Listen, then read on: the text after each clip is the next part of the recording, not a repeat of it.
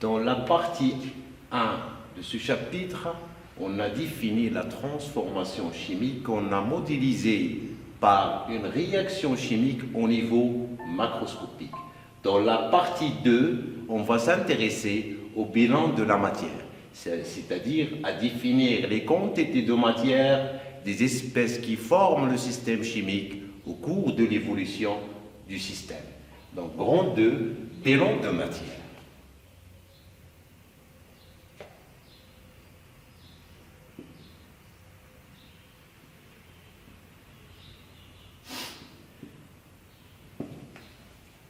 Donc, c'est les premiers pas pour définir le bilan de matière. C'est pour cela que je vais commencer par une petite activité.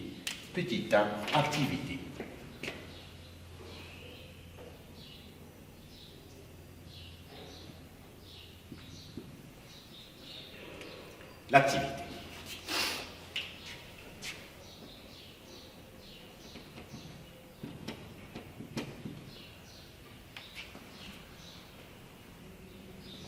Par exemple, pour fabriquer une voiture, il faut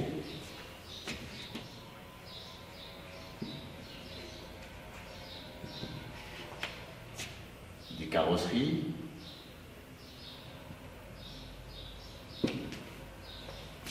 des pneus, des moteurs, etc. Donc, pour fabriquer une voiture, il faut des carrosseries, des pneus, des moteurs. Une usine dispose de, par exemple, 600 pneus,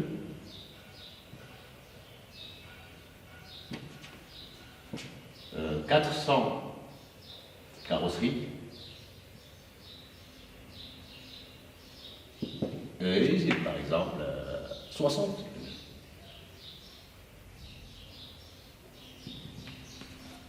Alors, combien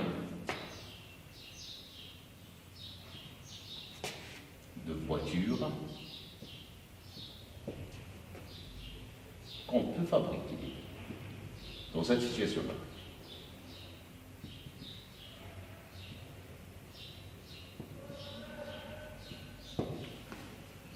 Deuxièmement, combien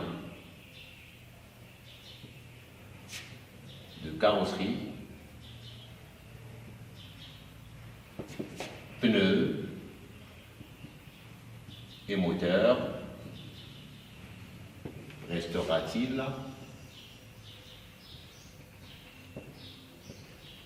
à la fin de la fabrication?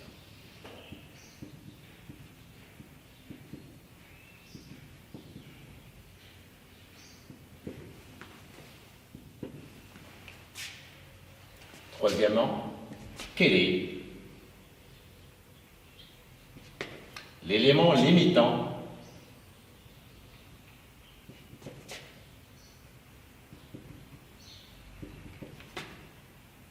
de la fabrication? Voilà.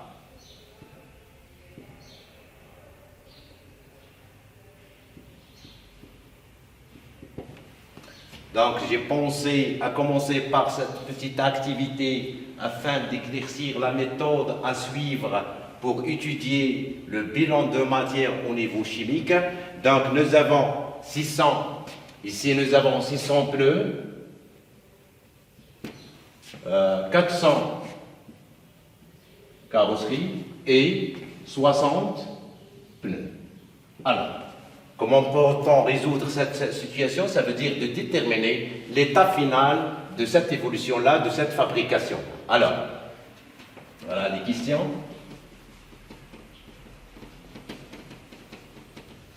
Alors, on va donner un petit modèle à cette situation-là. La fabrication d'une voiture demande une carrosserie, demande, 60 moteurs, là, M, donc je fais un modèle. J'ai une fabrication, donc je fais une petite analogie, parce que le bilan, ce sont les premiers pas à votre niveau de faire un bilan de matière. C'est pour cela que je préfère commencer par les situations habituelles. Alors là, je donne un modèle là, 4 pneus, plus 4 pneus, plus une carrosserie, plus un moteur, peut donner une voiture. J'espère bien. Ça veut dire là, on a passé de la fabrication à un modèle, 4 pneus plus une carrosserie, un moteur, une voiture. Donc on va décrire l'état initial. Pour suivre l'évolution, il faut décrire l'état initial. Comment je peux décrire l'état initial? Pour simplifier le travail, je dois le décrire dans un petit tableau que j'appelle un tableau descriptif de la situation, Ici, qu'est-ce que j'ai à l'état initial? Dans la première partie de la leçon, on a dit pour étudier une transformation chimique, il faut décrire le système. Mon système étudié, c'est ça. Alors, l'état initial. J'ai déjà noté l'état initial par EI. J'ai combien de pneus? J'ai 100 pneus. Alors, j'ai combien de carrosseries? 400. J'ai combien de moteurs? J'ai 60. Alors, là, donc la case au-dessus de chaque élément, ici, vous voyez que je n'ai pas de voiture à l'état initial. J'ai la matière brute. Alors, l'évolution de ce système-là, pour fabriquer ou construire une voiture, il me faut 4 pneus, une carrosserie, un moteur. Alors, comment évolue ce système-là? Si on a une disparition, par exemple, je mélange, hein, si on utilise une carrosserie, il nous faut 4. Si on utilise par exemple X carrosserie, donc il nous faut là 4X. Donc, celui-là diminue d'une unité, même chose pour les moteurs, mais pour les pneus, il y a une diminution de 4 fois. Donc, ces coefficients-là, si on fait une analogie, ce sont les coefficients stoichiométriques pour une réaction chimique, alors ils nous donnent les proportionnalités de l'évolution. Donc, je fais une description à un état intermédiaire au cours de la fabrication.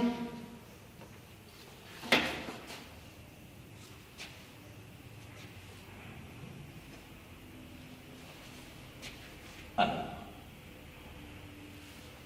Donc là, au cours de la fabrication, j'ai pas d'espace à écrire, au cours de la fabrication, alors là, si j'utilise par exemple, je commence par là, X carrosserie, il me faut donc qu'il y ait une diminution d'un nombre X de carrosserie. C'est la même chose, la diminution par X des moteurs. Mais, donc la proportion, c'est 4 fois la diminution de ces éléments-là. 600 moins 4x. Et vous voyez, les proportions 4, 1, 1 me donnent un seul produit. Donc j'aurai là x. Alors, ma fabrication se termine ou arrive à l'état final si j'ai plus, c'est un élément fait arrêter la fabrication. Donc je vais décrire ma situation dans l'état final.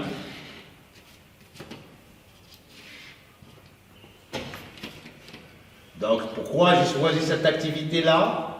Parce que c'est les premiers pas à décrire un système avec une méthode, bien sûr, déjà connue, utilisée. C'est pas la peine, on a choisi un tableau pour faciliter les équations mathématiques. Je m'arrête lorsque la grandeur x atteint sa valeur maximale. Dans ce cas-là, je ne peux plus continuer la fabrication, je m'arrête à ce niveau-là. Final. Alors, 600, que je note la plus grande valeur possible pour la grandeur ou la proportion, c'est x max. Bon, lorsque je m'intéresse à préciser vraiment la notion, lorsque je parle des transformations chimiques, x max, 60 moins x max, alors, x max. Donc là, il faut bien comprendre ce que je fais. Le 400, donc le nombre de carrosseries a diminué de la valeur x au cours de la fabrication. Les pneus diminués de 4x, mais 400 moins x représente le nombre qu'il me reste au cours de la fabrication, à cet instant. Alors, l'évolution de cette fabrication s'arrête si j'ai plus l'un de ces éléments-là. Donc, je commence pour dire lequel de ces éléments-là fait arrêter la fabrication, je suppose. Si j'ai plus de pneus, ça veut dire la quantité à l'état final est nulle. J'ai plus, donc on suppose. Ce sont seulement des suppositions. On suppose que les pneus sont limitants. Donc, limitants, ça veut dire il ne me laisse plus la chance de continuer ma fabrication. Qu'est-ce que ça veut dire? J'ai plus. Cette grandeur-là, ça désigne le nombre que j'ai à l'instant considéré. Donc là, 600, je parle à l'état final, 600 moins 4x max. Je ne sais pas ce que j'ai. Donc, impliqué est égal à 0, j'ai plus. Donc, x max est égal 600 sur 4. Donc là, le 660 par 4 est égal à la valeur, s'il vous plaît, 660 fois divisé par 4. Là, je suppose 150.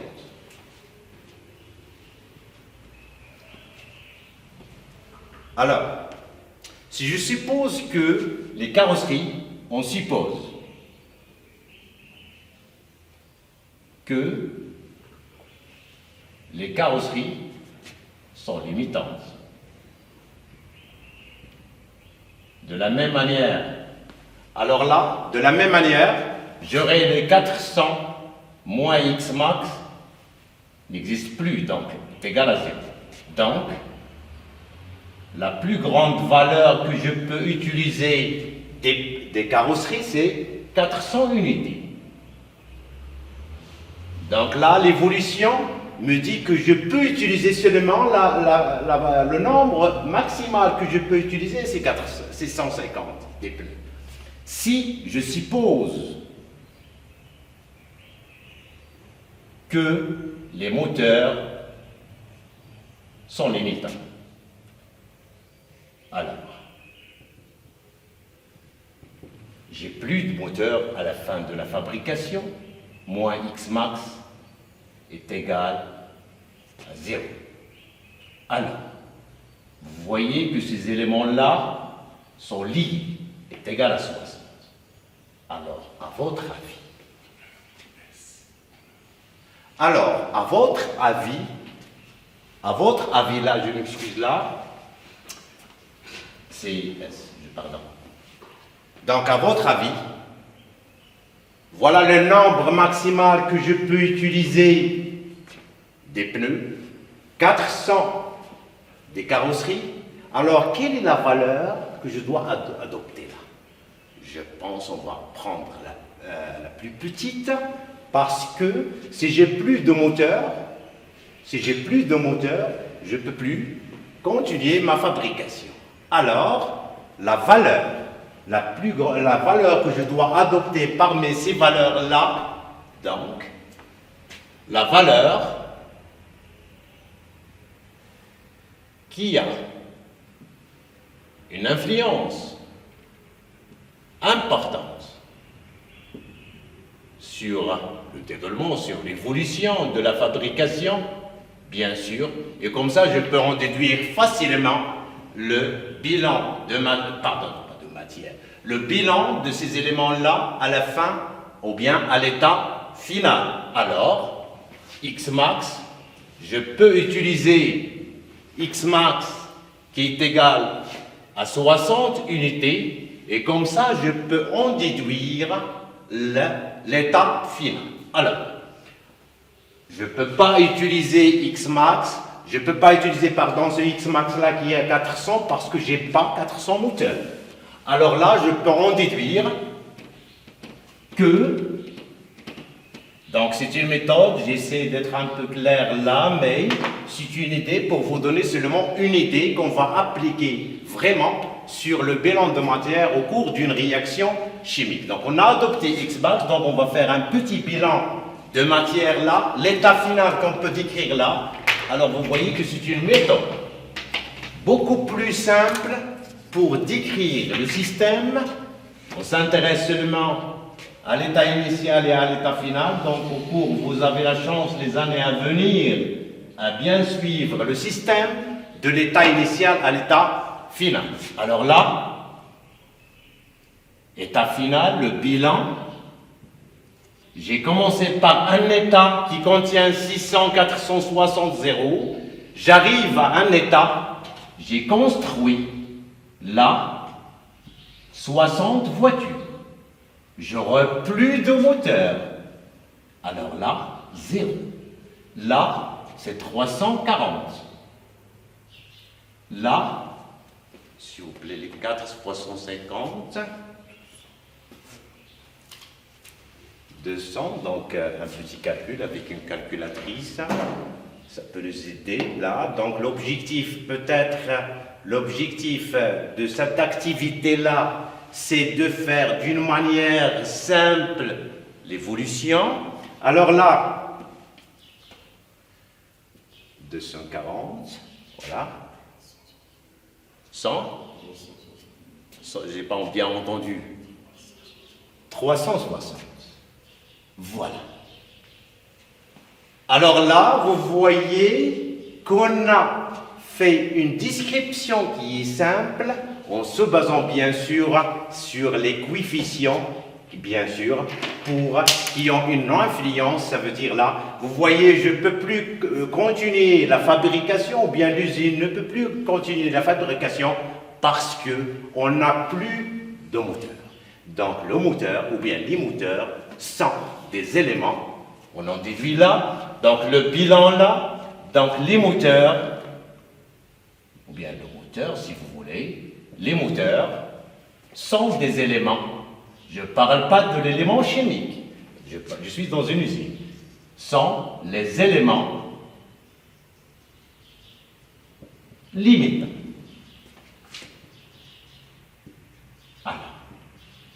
Mon objectif, c'est d'appliquer la même idée, donc je pense, bien, j'espère que l'idée est reçue, donc l'activité, c'est de faire un bilan d'une façon beaucoup plus simple, c'est pas la peine d'utiliser des relations mathématiques, des systèmes, etc., donc le moteur. Donc je dois appliquer maintenant, pour mon système étudié précédemment, ça veut dire sur un système chimique. Alors, deuxièmement,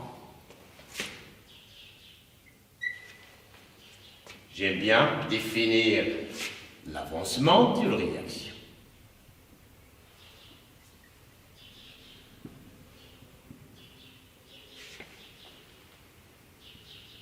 Je vais faire l'exemple. L'avancement d'une réaction. Alors là, par analogie, je pense maintenant qu'on peut définir vraiment d'une façon simple cet avancement.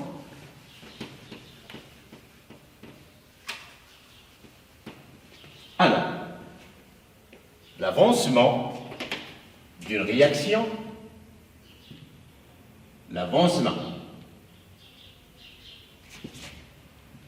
d'une réaction, l'avancement d'une réaction est une grandeur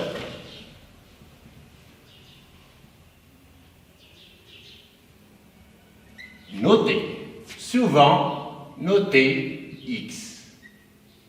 Bon, bien en majuscule, exprimé en mol, et qui permet de suivre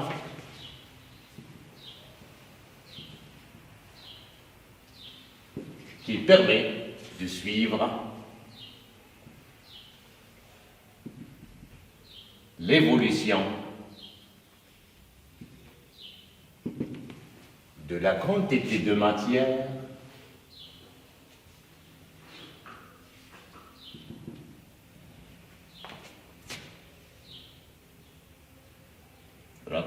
matière des espèces qui forment, de chaque espèce si vous voulez, des espèces chimiques qui forment le système chimique.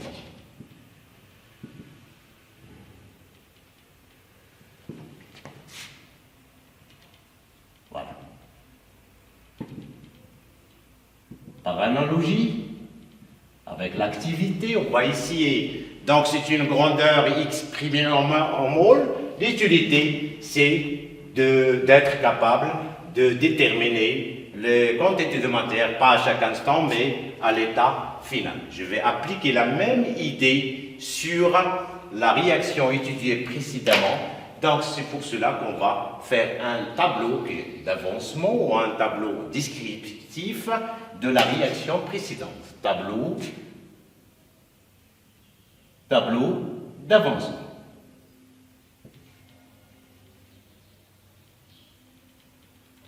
De la réaction étudiée.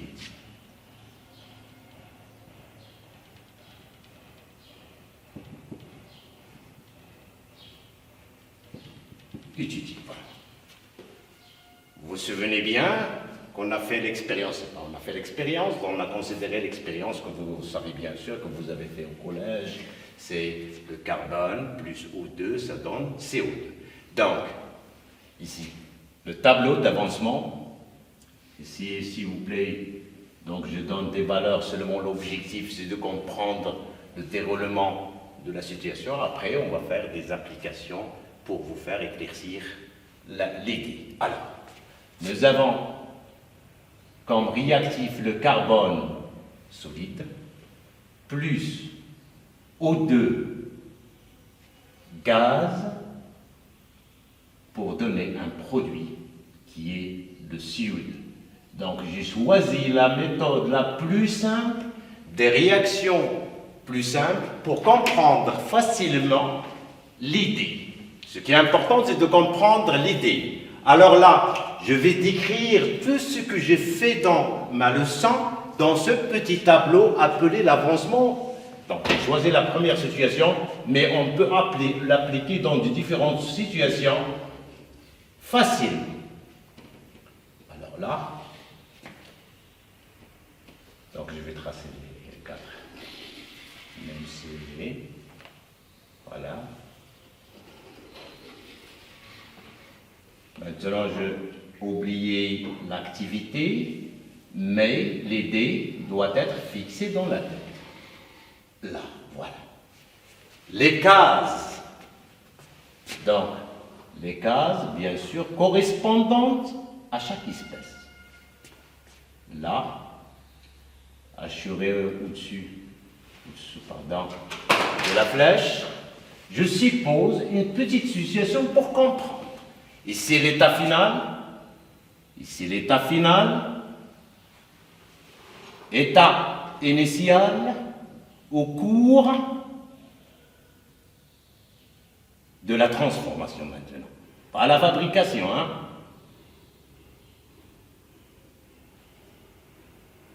Au cours de la transformation ou bien un état intermédiaire. Je suppose que mon état initial je vais essayer d'être plus clair et de prendre des petites valeurs simples à manipuler dans un premier temps.